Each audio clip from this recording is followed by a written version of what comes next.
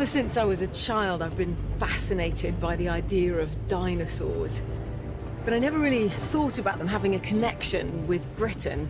And yet, amazingly, this country was once a paradise for dinosaurs. With over 50 species discovered across the UK, Britain was a real-life Jurassic Park.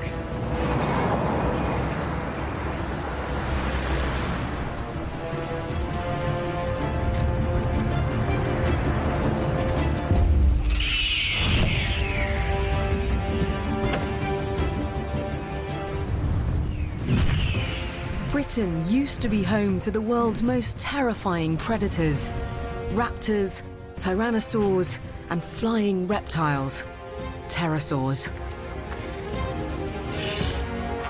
Now I'm on an adventure millions of years in the making, revealing the truth about how this country's dinosaurs lived, fought, ate, and died.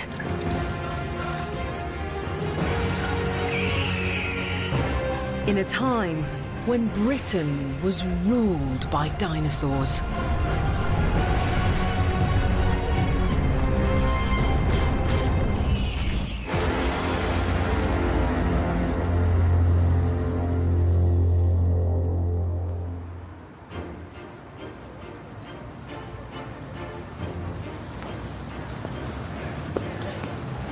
I'm starting my journey at London's world-famous Natural History Museum, the place where many of us came face to face with our very first dinosaur.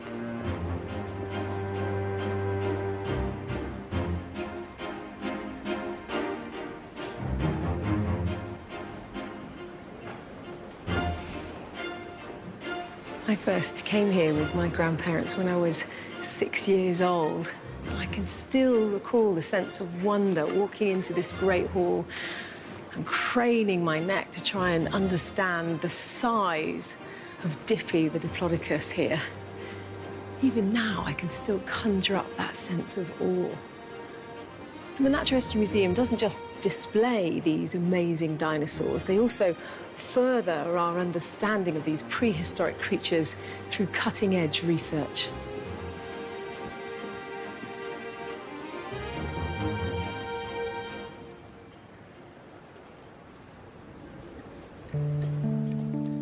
At the centre of Britain's dinosaur research, paleontologists here face the challenge of unravelling jumbled masses of bone to build a picture of a living, breathing dinosaur. 32 years ago, an amateur fossil hunter found something extraordinary in a Surrey clay pit that would become known as the find of the century. And this is what he discovered.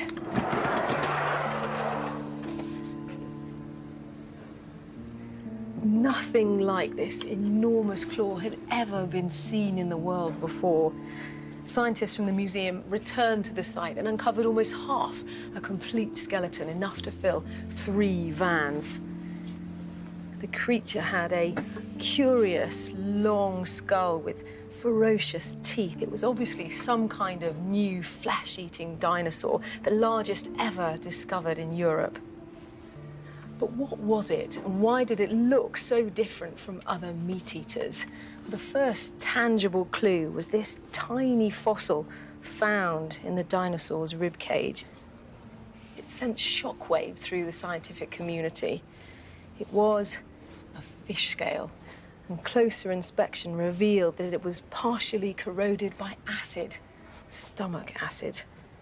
So this fearsome claw belonged to a 33-foot-long killing machine, the world's first fish-eating dinosaur, Baryonyx. Baryonyx stalked the swamps and rivers of what is now southern England 125 million years ago. Searching for clues on how Baryonyx hunted, Professor Emily Rayfield uses a CT scanner to X-ray its skull. I was really interested in looking at the mechanics of the skull to see how it functioned and how it captured its prey. So one of the really good things about the CT scans is that it allows us to look inside the animal's skull. This is a CT scan of the front end of the snout. The teeth that you can see have got really, really deep roots. And in the front of the snout, they go almost up to the roof. They're incredibly deep. They're very long teeth, and they're really embedded into the jaws. The roots will basically be all the way up to here. Means that it will be a very secure tooth, and very good for grabbing and holding onto things. Very slippery, wriggling fish. Indeed, yeah.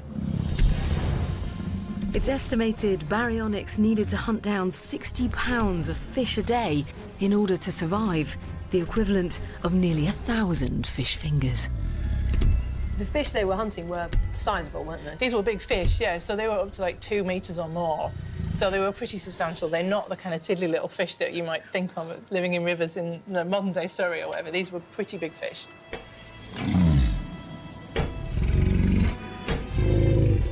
Now, this is the thumb claw of Baryonyx. This claw was used like a hook, prey out of the water, so fish, for example, in a similar way that you see things like grizzly bears in modern-day environments actually do that with salmon. Fish wouldn't stand a chance against that, would it? It's incredible. It really is mind-blowing to imagine such a ferocious predator at large in southern England. When it was discovered, there was really nothing else like it at all. It really gave us an insight into a completely new group of dinosaurs that we knew nothing about prior to its discovery. You can't forget that these were once living, breathing animals.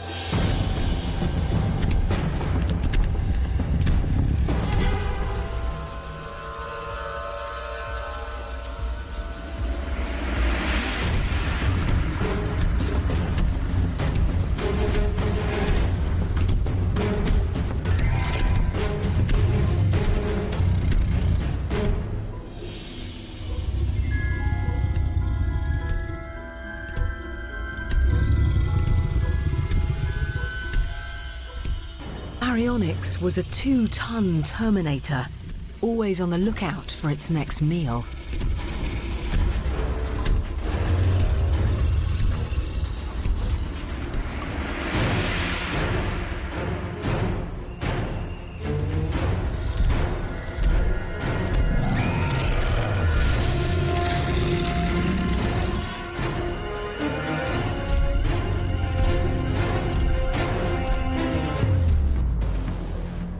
$125 million years ago, Baryonyx would have hunted in a very different environment to modern-day London.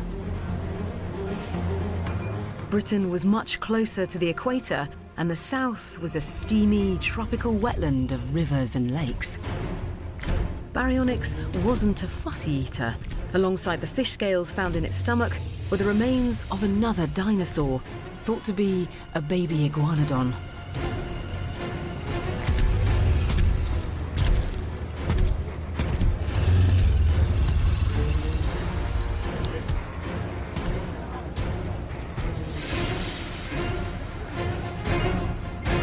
Its long snout was lined with 96 serrated teeth, more than the mighty T-Rex.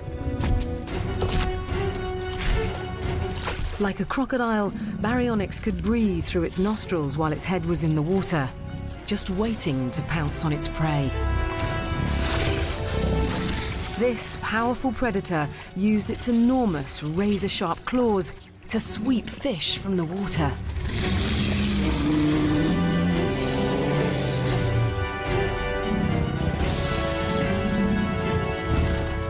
In the rivers and lakes of dinosaur Britain, Baryonyx was the ultimate hunter.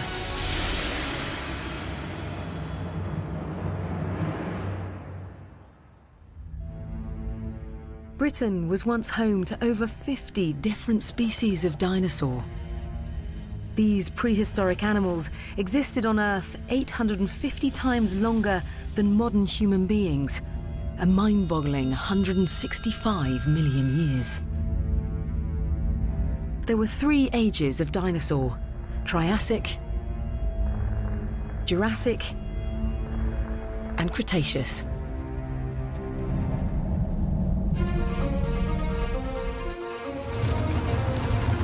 But incredibly, just 200 years ago, no one even knew that dinosaurs once roamed the Earth. So how did we discover their existence?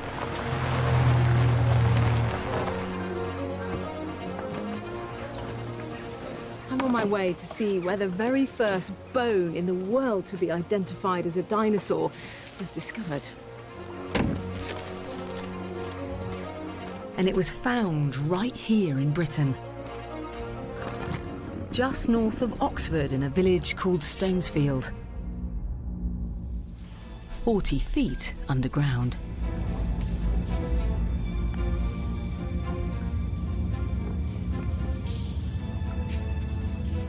It's incredible to think that something found down an old slate mine like this one would change our understanding of life on Earth forever.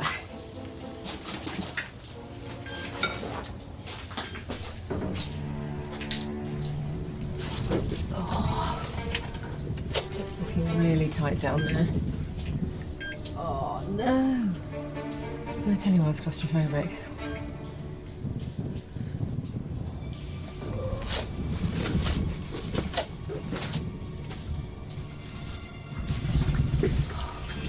It's not my natural territory. Oh, I'm not enjoying this.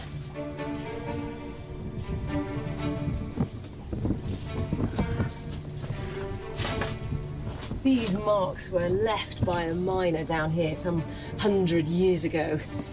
But back in the 1790s, a miner that was chipping away at a similar face came across a piece of ancient bone.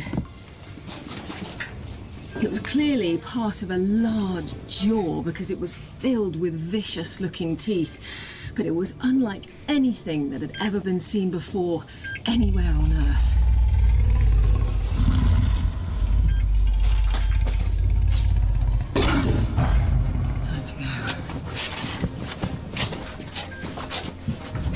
Next, I come face to face with the prehistoric owner of the mysterious jawbone. The mighty, meat-eating Megalosaurus, the very first dinosaur to be discovered anywhere in the world.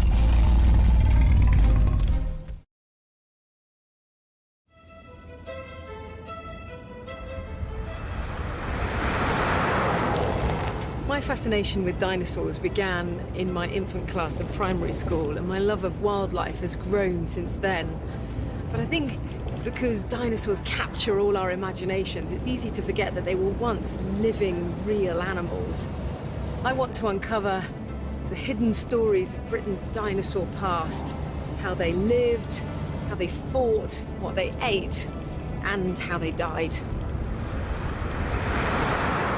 The very first bone in the world to be identified as a dinosaur was discovered right here in Britain. It was a huge jawbone containing ferocious teeth. After it was dug out of a mine 200 years ago, it was moved to Oxford, where it still is today. I'm meeting paleontologist and author Dean Lomax, an authority on British dinosaurs, to take a look at this groundbreaking specimen. Dean! Hello, nice to meet you. Good to meet you. Yeah, very good to meet you. Where's your white beard? You're so much younger than I thought. Yeah, a lot of people say that. But I've been working in paleontology now for about 8 years. Have you really? Yeah. Wow. So you'll be the man to show me in here? I will. Let's take a look. All right. So what's your story then? About 2008, I went out to America. And to fund that trip, I sold my Star Wars collection. It was my first professional dig out there digging up dinosaurs. Good for you. The ancient jawbone is now housed in Oxford University's Museum of Natural History. Back when it was discovered, large fossilised bones had already been found in other parts of the world, but no one had any idea what they were. In China, they gave rise to the myth of dragons. In Britain, they were thought to belong to a race of giant humans.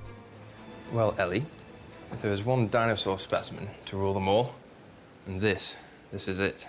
That's quite a claim. So how did they go from thinking that these were giant humans to discovering that they were dinosaurs? There's a guy, Reverend William Buckland. He was a brilliant geologist and paleontologist and very well respected. He started to study these teeth. Now, if you look closely here, you have this tooth coming through. He recognized this as a replacement tooth. He realized that reptiles continue to replace their teeth. And he thought, well, instantly, this must be some huge extinct reptile. This was something completely new, an extinct animal which has not been recorded in the Bible. That's controversial for a man of the cloth, then. This must have challenged quite a lot of ideas for him at the time, because indeed this was something completely new.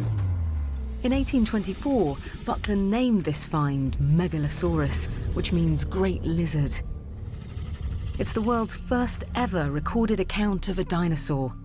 However, the term dinosaur had yet to be invented. If I carefully move these around, you can see how big this animal is. It's huge, isn't it? Yeah, put this huge skull together. Mm-hmm. Yowza, that's a big Gives you a good animal. idea of the size of this beast. I mean, Yeah. that's immense. Pretty fearsome predator. And it's British too. Incredible. And what did Megalosaurus look like? So we now know that Megalosaurus was this big 30-foot-long animal, walks on its hind legs, big muscular hind leg, built for running. This was a big predator. And it would have been living in Oxfordshire around about 167 million years ago. An amazing predator.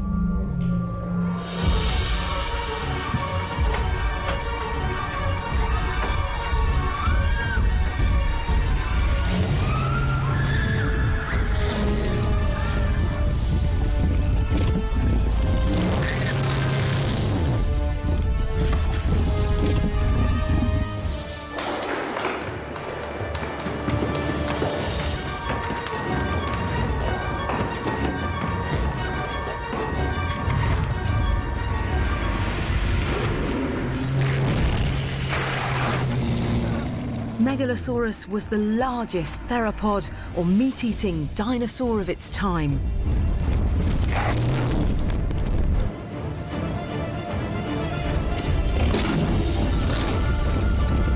Megalosaurus may have run at over 20 miles an hour, as fast as a charging brown bear, but 4 times the size.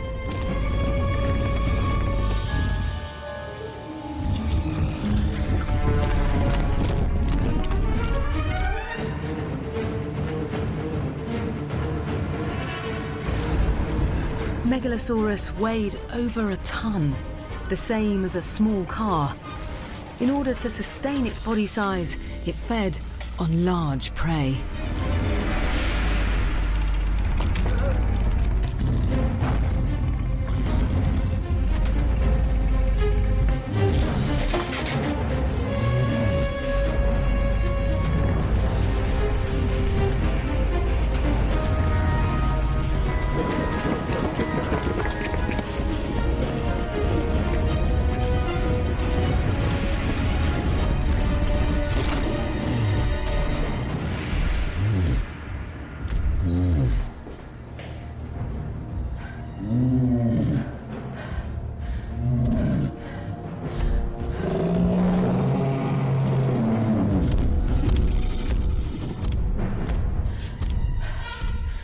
Gone for the bins. It is. Like any big predator, Megalosaurus would have been opportunistic, so if it had an opportunity to scavenge, it would have done so it could save time, save energy, and it's a quick and easy meal.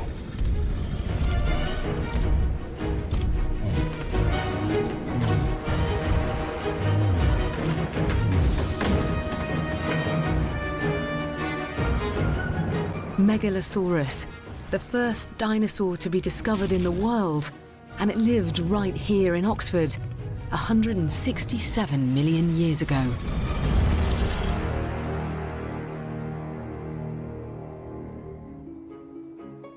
The remains of dinosaurs have been discovered all over Britain. When they died, their flesh was either scavenged by other predators or it rotted away, leaving just the skeleton. As time passed, layers of natural sediment covered the dinosaur. Over millions of years, the layers of earth around the skeleton hardened and turned to rock, encasing the dinosaur.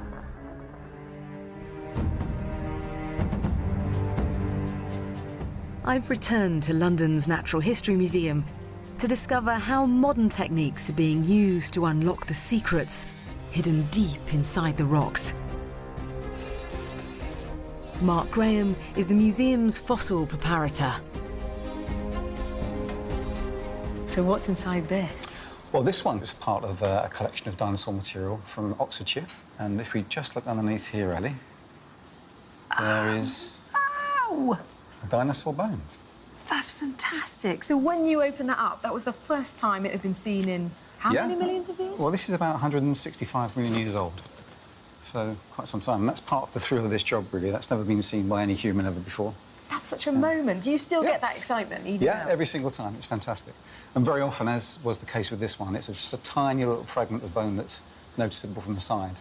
Then you very slowly work your way in using these tools, and you're praying that you don't do any damage, really. And then slowly the thing emerges, and it's a great thrill to see it. Incredible. Yeah.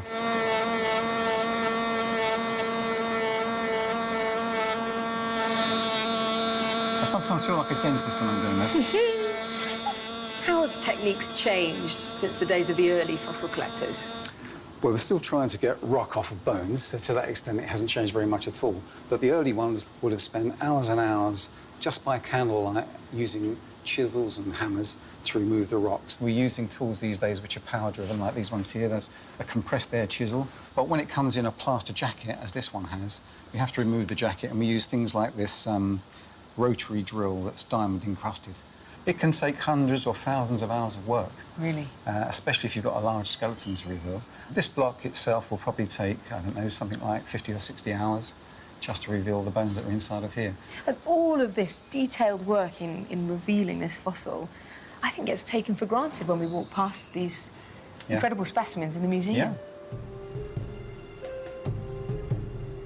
The Natural History Museum has always had a close connection with dinosaurs.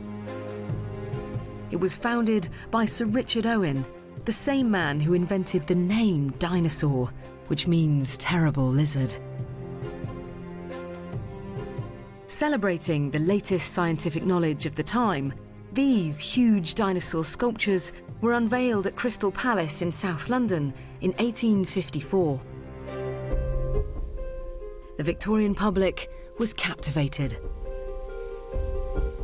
I'm meeting Deborah Cadbury, historian and authority on Britain's first dinosaur hunters. Well, these are the first dinosaur sculptures ever built. Whose idea was it? Well, the man behind these sculptures was the eminent Victorian naturalist Richard Owen, who was something of the scientific superstar of his day, and he was responsible for creating the sculptures and coining the term dinosaur.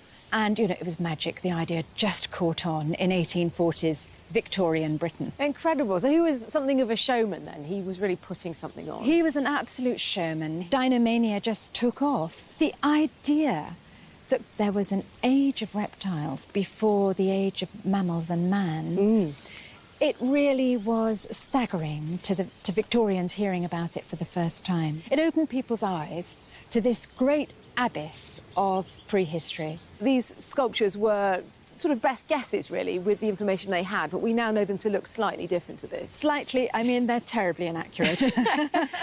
So these are the Iguanodons, discovered by a country doctor called Gideon Mantell, and in a local quarry in West Sussex, he discovered a giant tooth, and he could see it was from a lizard, and such a creature wasn't supposed to exist. These are casts of the original teeth that Mantell studied. The first thing he noticed was their size. He knew there was no animal on the planet with teeth exactly like these. And he realised they look a lot like the teeth of an iguana, a tropical plant-eating lizard, only much, much bigger, around 20 times the size. The teeth belonged to a completely new animal, a giant plant-eating reptile long extinct, that he called Iguanodon, meaning iguana tooth. This strange spike, also found by Mantell, was much trickier to place. Running out of ideas, he thought that the spike belonged to Iguanodon's snout, a little bit like a rhino horn, and that idea was copied by Owen here with these sculptures in Crystal Palace. But later discoveries revealed that the spike had a very different, much deadlier purpose.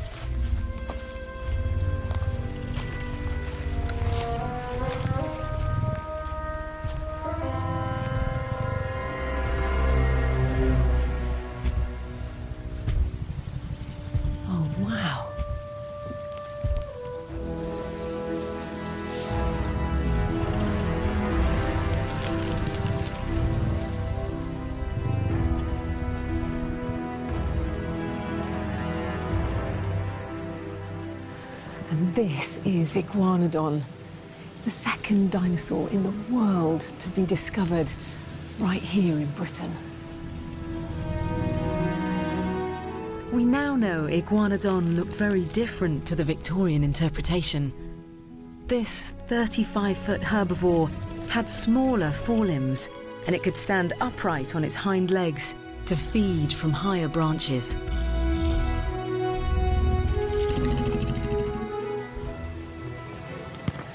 Iguanodon lived around 125 million years ago.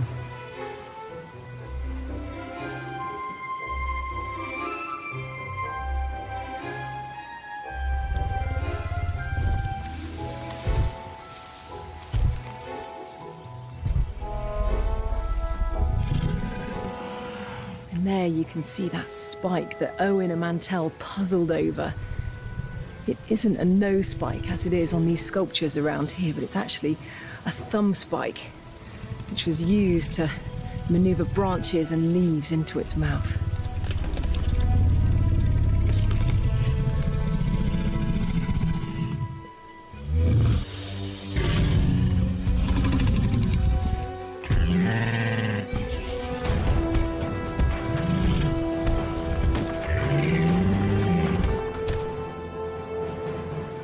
There, it uses its thumb spike for defense as well.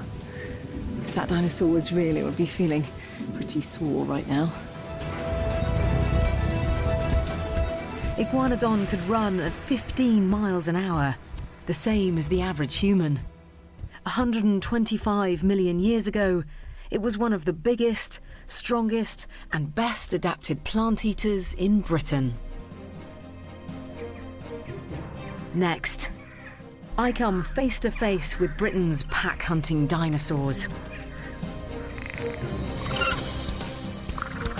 Notorious and vicious predators that could take down prey twice their size. Raptors.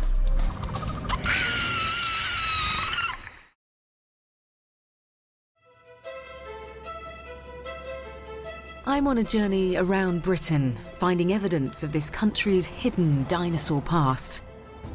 Since the first discovery 200 years ago, thousands more dinosaur bones have been uncovered across the country, each one furthering our knowledge of life in dinosaur Britain.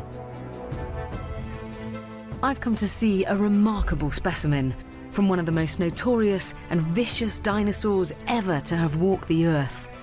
A predator that hunted just a few miles south of these ancient stones, 143 million years before this monument was constructed.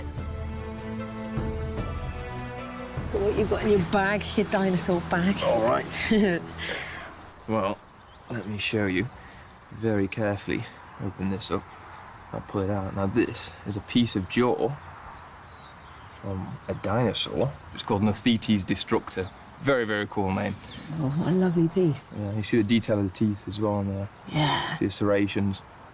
When it was first described, it was considered to be a lizard, then a crocodile, and even a mammal, and only very, very recently, a raptor. That was from here in Britain? That's it, the British raptor. Wow, where does it come from?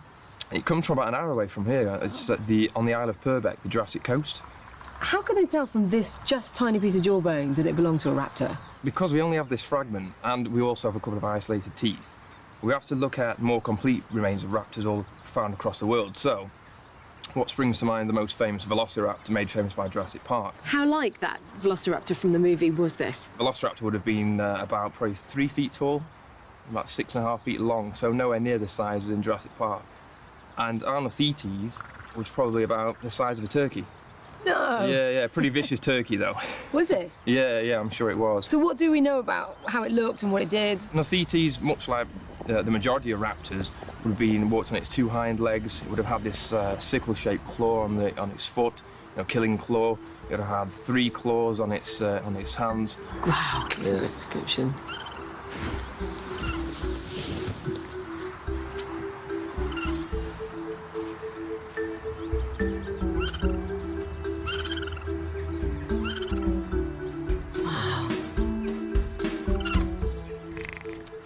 Nuthetes, pretty much all theropod meat-eating dinosaurs, would have been coated actually in feathers. You can see birds, modern living birds you can hear around us at the moment. They're dinosaurs as well. They evolved from, like these, they evolved from theropod dinosaurs about 160 million years ago. So what was the function of the feathers then? Probably for display, courtship, or warmth, or even brooding as well. Some fossils have been found where you have a skeleton laid over some eggs, where it's been brooding. Another indicator that they're linked to birds as well.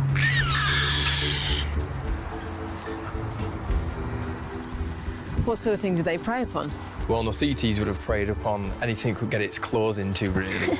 So in the same beds, there's been early mammals found where Nuthetes was, various other reptiles, other dinosaurs, so anything big predators, really.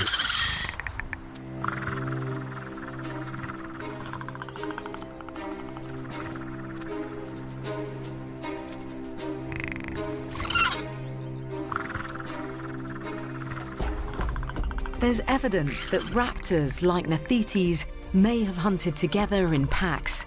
Cooperation could have allowed them to take down much larger prey.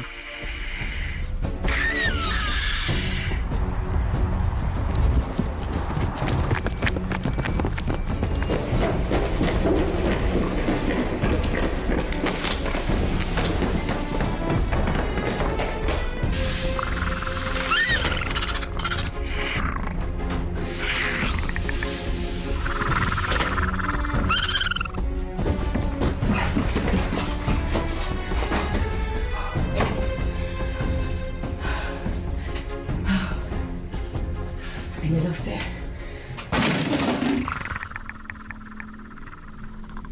Can we get in? No, don't worry. Raptors can't open door handles. It's not like Jurassic Park, they have these bunny hands like this, the hands are facing downwards. No, raptors have their claws. If you take a look there, claws for grasping and clutching prey. Even if raptors couldn't cope with door handles, to survive they had to be much smarter than the dinosaurs they hunted, with a sharp sense of smell, keen eyesight, and lightning reflexes.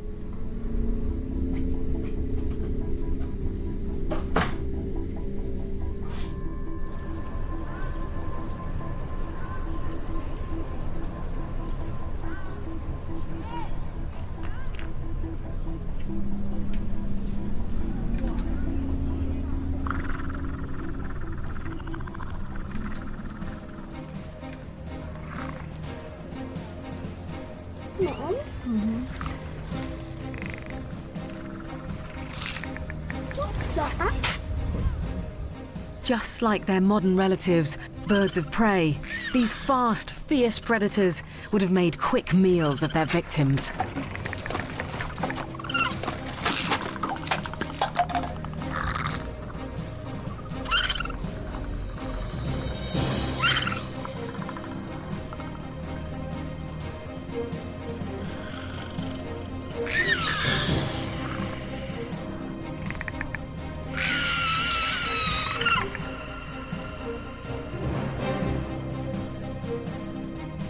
Scientists believe that dinosaurs are buried beneath our feet all over Britain.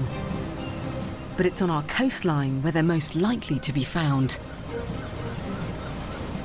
Many of the dinosaurs that have been discovered here were found by amateur enthusiasts and ordinary families who happened upon a piece of bone or tooth or even a footprint while out on the beach. And I'm heading now to one of Britain's best dinosaur hunting hotspots. Stretching nearly 100 miles across Dorset and East Devon, the Jurassic Coast is England's first natural World Heritage Site.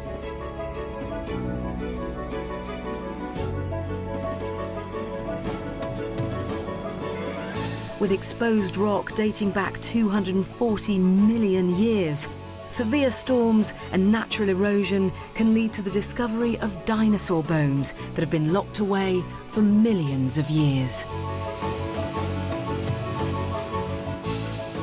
Local fossil hunter David Soul found something truly extraordinary right here on Charmouth Beach. Perhaps the most complete fossilised dinosaur ever found in Britain, Scelidosaurus. Hi David, nice to meet you. Hello Ellie. How are you doing? So was it Well, thanks. luck or judgment, would you say, your great find? There's absolutely no question at all. It's pure luck. December 2000, we'd had a really good, wet, stormy night. And as I came along here, I noticed some bits falling out of the cliff. There's really quite a cascade of stuff. So which layer did your find come from? It came from directly above us where we are now, but about halfway up that last steep section. Right. There was a stone in front of me. It had just obviously toppled down with this fall and just lodged in the shingle at the base of the cliff there. And it just looked sort of different, odd, covered in mud, so I couldn't tell what was in it. But I thought, well, OK, it's worth giving it a tap with a hammer, which I did. I just knocked a corner off and found it was packed with bones. So, you know, wow. Was it a big moment, that, for you? A very big moment, yes. So, yes, obviously it was a thrill. So in the next few days, I mean, I checked it then religiously every day after the high tides. And I think it was just within 3 or 4 days, I found a piece that turned out to be the skull. And has Scelidosaurus been found anywhere else? Well, that's another interesting thing. It's sort of known locally as the charmed dinosaur because to date, there's no certain record of it from anywhere else in the world. So it's unique to this area so far. How can you tell how old it is? These rocks here, they're early Jurassic, and they are dated roughly between 190 and 200 million years ago. They were formed on the seafloor, an accumulation of material that built up and built up, hundreds and then thousands of feet thick. And somehow you've got a land-based animal, a dinosaur, that's arrived on a seafloor, maybe 100, 200 feet deep, who knows. How on earth has that happened? It's a fascinating idea. You can imagine all sorts of scenarios. How did it get there, poor thing? Something went wrong in its life. Yes, what an incredible mystery. Scelidosaurus's death is unexplained. A land-based dinosaur found washed out to sea. With one of the most complete skeletons ever found in Britain, I'm hoping its bones will help solve a mystery almost 200 million years in the making.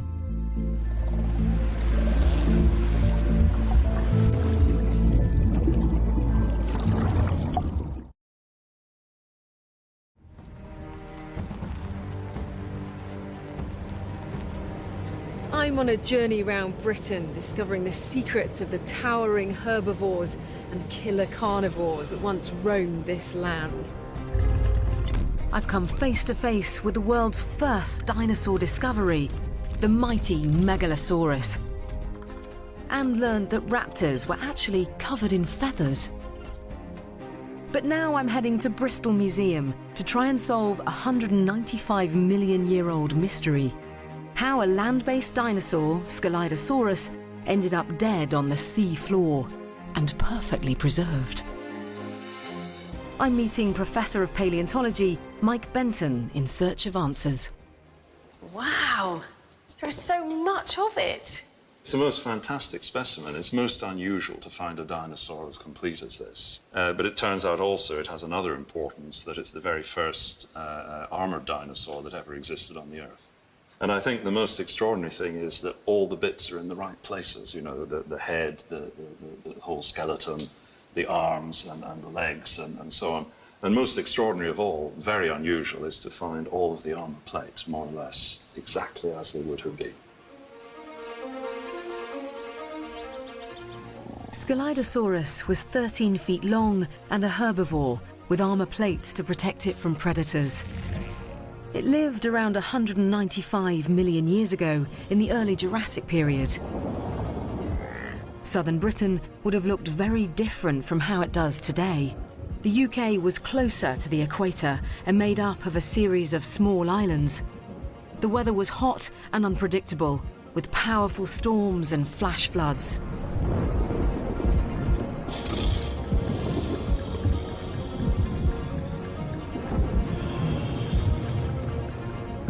The Scelidosaurus found by David Soul may have lived in a herd. At times, they would have been forced to seek out new areas to graze. Do we know much about what it would have eaten? Yes, I think when you look at a dinosaur like Scelidosaurus, the first thing you do when you're interested in diet is look at the teeth. And the teeth here are small and somewhat sort of leaf-shaped. And they're clearly not the teeth of a predator, because the predatory teeth would be very sharp. So that tells us it's a plant eater. But this is even better because it has some hint of stomach contents, and even something in the throat. That is probably some plant remains. Why would you have a lot of plant material in the throat? Either it was on the way down or on the way up. So one suggestion is this poor creature was even floating out live into the sea and was vomiting just as it died. So just what did happen to this Scelidosaurus?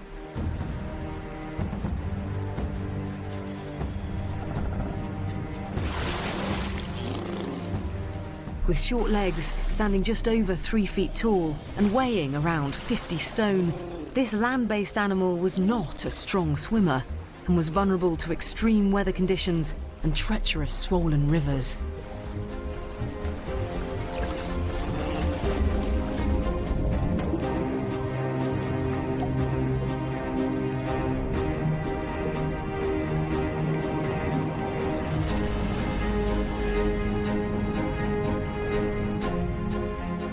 This animal must have died, it must have floated out to sea quite quickly, within days, really, no more than that. Because normally when an animal is afloat on the water, dead, the body will blow up with gases of decomposition, and then eventually, after a few days, it explodes.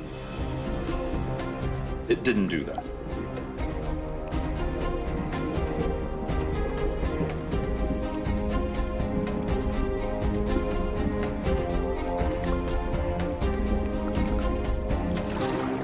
Ichthyosaurs, like this one, are extinct marine reptiles that resemble today's dolphins. They thrived in the warm Jurassic seas and wouldn't have missed the opportunity to scavenge a fresh dinosaur carcass.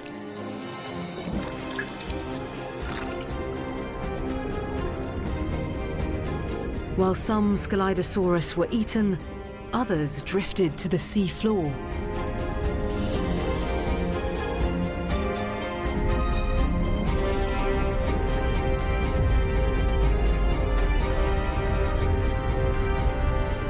Why is it then so well preserved? Why is there so much of it and in its rightful position? It sank to the bottom without blowing up. And then once it was on the bottom, it wasn't scavenged. That's the other thing that would normally happen. So we know this today when you look at the carcass of a dead whale, for example, lying on the bottom of the ocean. There's a whole fauna of sharks and other fishes and worms and all kinds of horrible creatures, and they munch their way through the whole thing. Look at this. None of that happened. And the only explanation we have for that is a special feature of the seabed, that there must have been no oxygen. So it must have been black, dark, and free of oxygen completely. Wow. And so none of these scavenging creatures could survive.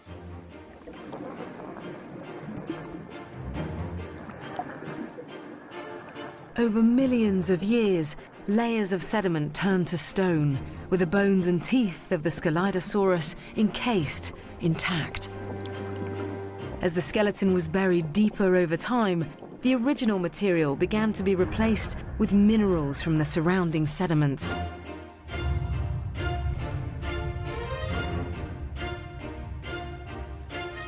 These layers of rock eventually formed the cliffs of England's Jurassic coast. Through natural erosion and a chance discovery, the fossilized skeleton of Scelidosaurus reappeared on Charmouth Beach 195 million years after it died. I've been amazed at the sheer variety of dinosaurs that once roamed Britain, from the fearsome meat-eating Megalosaurus to the Baryonyx, which once fished in prehistoric rivers and streams. The story of dinosaurs began right here in Britain, but my journey has only just begun. Next time, I meet one of Britain's smallest dinosaurs.